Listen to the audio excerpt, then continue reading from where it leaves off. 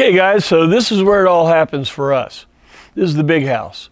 You can see here there's 7 coaches inside right now, and they're all torn apart in various levels of destruction and reconstruction. This is what we do. When someone brings a coach to us, it's more than just, well, let's just see if it works. They want it to be able to get on the road. In other words, not break down, not have to carry a whole bunch of tools and parts and things like that. So guys come in here and we just work on it diligently, 1 at a time, 2 at a time, whatever parts. Right now, because of COVID, we're having parts supplier problems, bringing in the parts that we need. But, you know, I say, what is a restoration? A restoration on a motorhome, on a 45-year-old motorhome, is to make it reliable, not just to make it work, okay? Now, there's a lot of you do-it-yourself guys out there, and that's how I got involved in it. I was doing fat fender Mopar, okay? So I do understand, man, look at that. I'd love to work on that myself. Great. This is why we have Motorhome Rehab Ranch on Patreon, to try to help you guys understand what to do, okay? The one thing I don't want you to ever do if you're watching this and you're a part of our ranch hand thing is do part of it. You must do all of it if you call it a restoration. If you don't do everything on your brakes, you're going to call it a fix. And a fix will break, okay? So if you're doing brakes, do them all. Whether you do them or whether I do them all, do them once and do them right, right? You have every system in a house except grass. You got a stinky above ground septic tank that's 45 years old. You got a power plant that's been running for 45 years. And then you have every broken switch in a 45-year-old car, all thrown in a box.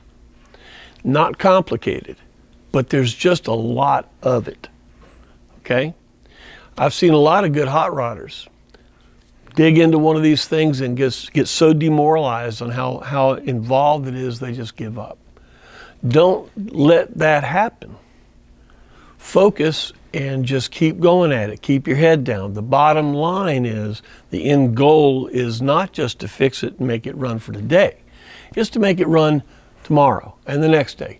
And when you want to go take a trip, eventually you can check the oil, put gas in it, and maybe go. That's the goal. So I started this little talk about what is a GMC motorhome restoration. What is it? It's everything. It's to go through all of it, okay? And why? It's 45 years old. There is not one thing on an original GMC motorhome that you can assume will be okay. So, yeah, it is involved.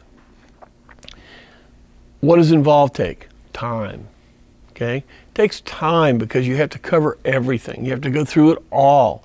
And then you have to check it all, okay? Timing, it's not like you can go like an oil change or a brake job. You can sit there and listen to read a magazine and while they do the work. It doesn't work that way. We're working with an old house, if you want to call it. But an antique motorhome, just like an old house, a lot of old parts. You pull one thing off and 2 come with it. That's fine, because all 3 should have been done. That's what a restoration is. And that's why it takes the time. And unfortunately, labor being the money-sucking pig of the world, it takes money. So these are still, though, the cheapest toy in the box. An average quality, entry-level, downsized motorhome today, a new one, is over $100,000. It just is. Can't help it. This is called the cheapest toy in the box. If you do it yourself, certainly you'll be under $100,000, maybe. Depends on how crazy you want to get. But